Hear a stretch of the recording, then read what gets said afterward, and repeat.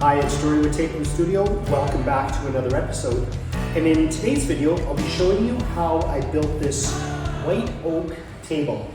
So I've gotten back from the CNC and I just sort of laid out the dimensions of the table here. So my customer wants a table that's 36 inches wide by 60 inches long. Now this particular slab is closer to 40 inches wide and it's about 72 inches long. Now the reason I got it oversized is on this side of the table here, there's a bunch of like rotting here and it's no good. So you can see I have a line here. I've sort of preset it out. I contacted the customer. We went back and forth a few times, but I'm gonna cut this section out. So I'm gonna cut that out. I'll do it just a little bit oversized, and then there'll be some epoxy filled in here, but it'll be fairly minimal, but I'll do a dark brown. But there is a bunch just up here that I need to dig out. There's some like beetles or like chewing marks, whatever, but I'll just clean that all out. And then once I cut it to the dimension, and then I clean that out, I'll be able to start filling it with epoxy. I ended up just using my track saw and I did a couple passes and I just cut that end piece off. Now I'm just using these dental picks I ordered from Amazon and just clearing out all these little debris. Now the reason you want to do that is because if you pour it in and the epoxy in, those little bits could possibly float away. Now I decided to use this tuck tape and do it on the underside and just sort of spreading out. In hindsight, I probably should have used something different, maybe a piece of melamine, and with some silicone, but I don't know, it just is what it is. So anyways, I'm just going on to the pour here. So I've mixed it all up and I put some brown tint in there.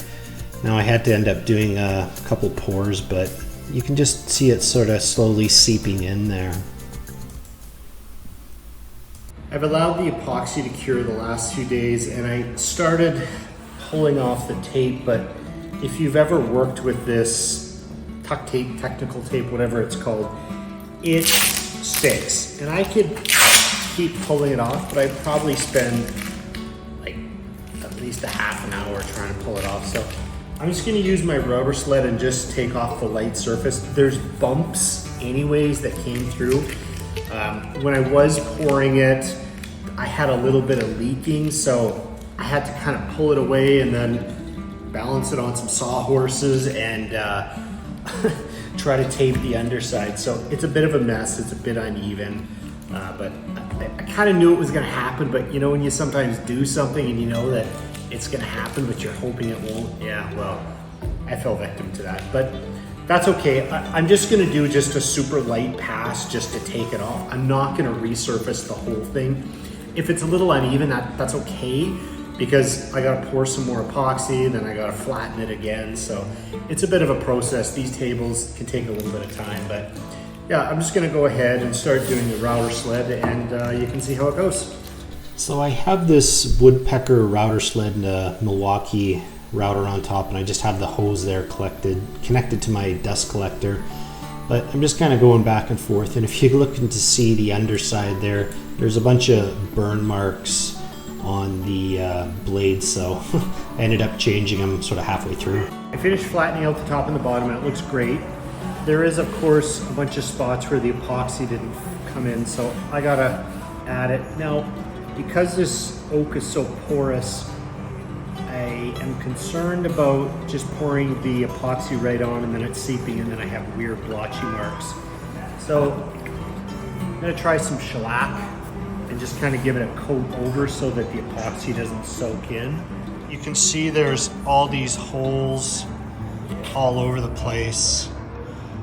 That's pretty common when you pour epoxy. There's some cracks here. So yeah, I'll just kind of fill that in with the shellac and just go from there.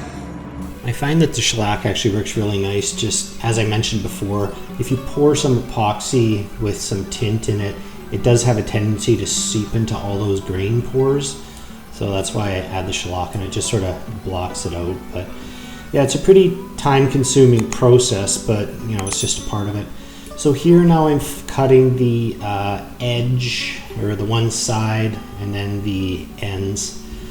Now, once I've done that, I'm just working on that notch that comes out of the table. Now, the customer is going to be putting this table up against the wall, so there's a beam that just goes from the ceiling to the floor. So I just use the flush trim bit here, and I'm just sort of notching it out. And then once I do that, I can just sort of move on to the sanding process. So I'm just taking off that live edge, and then I end up using a router and just to take off the corners, and then just the sander all the way around. So finally, I am moving on to the legs. So I've just sort of pre-cut the legs there to about 4 inches wide, and I've laminated a couple pieces together, and I just do the jointer planer process. And once I've done that, I just cut them to the final length, which was about 35 inches, and then the tabletop was about 2 inches. So the customer wanted a 37-inch tabletop height. So then I'm just moving on to the aprons here and cutting those. They're at about 3 inches, and I just sort of cut all those pieces and what have you. And finally, I'm just sort of putting those apron pieces together, and you can start to see how that the legs are sort of connecting there, and I've cut all those pieces, and I'm just using the router on the corner of the leg so that I can put those holes in for the table leg hardware. So just drilling those holes, and then I'm using some wood glue and just sort of screwing it in there with a wrench. And yeah, so it's just kind of a process doing all these legs. There's a lot of footage I didn't include because it's a pretty time-consuming process of just finicky adjustments there. And here's the little angle pieces, and I'm just sort of pre-drilling them. And then finally you can see how those legs sort of come together, and just sort of screwing those angle pieces right into the aprons themselves. And once I've done that, I just sort of end up sanding all the pieces and getting everything all ready there just so that it's all connected. I've got the aprons connected now. I've got this notch, so the way I'm going to work around it is I'm just going to create a couple sort of support beams and then put this center thing in. So then what that will do is it'll just have that notch right there, so it'll go around the notch and the table will still have the support. These center boards, I'm just going to connect them somewhat like this. Now, before I do that, I need to attach these pieces, so I'm just going to do some pocket holes. That should do the trick. So I'm just drilling all those pocket holes and just in the ends of the board there, and then I put that little centerpiece and clamping it up and just sort of screwing it all together. And then, yeah, I just make sure that I countersink all those holes and then put the screws in. That's one thing about the hardwoods, you're going to have to pre-drill all those holes, because if you don't, it will split. Then here I'm just sort of marking out where the pieces go, and then I'm just sort of cutting it there on the miter saw, and I'm screwing everything all together. So yeah, it's just a kind of a simple process, but there you go. And after that, I can just move on to the sanding process and just do all the edges inside, and I sand up to 180 grit. I'll be using these tabletop clips to attach the apron to the top. So I just got to put some slots in there, and then they screw to the underside. Now, a lot of people just use a biscuit joiner. I'm going to use my domino, so I've set the height. I'll just do a few slots in there.